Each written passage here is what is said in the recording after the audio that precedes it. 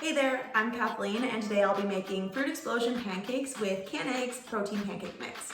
If you're looking for more fruit and more protein servings in a day, then this is the perfect recipe for you. There is 26 grams of protein in every serving and 1 cup of fruit. So for this recipe, you're gonna need some frozen fruit. I'm using this mixed berry medley, but you can use whatever type of fruit you'd like.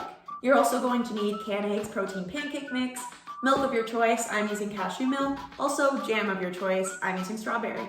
So for this recipe, you're gonna wanna use 3/4 of a cup of the pancake protein mix, 3/4 of a cup of the milk of your choice, a cup of frozen fruit, and 1 tablespoon of jam. But you wanna make sure to microwave your jam first so that way it's easier to mix and stir in with the recipe. Now it's time to get cooking.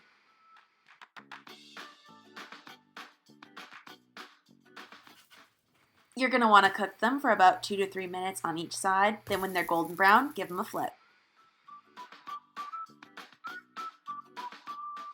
Now I'm topping them with strawberry jam and fresh blueberries.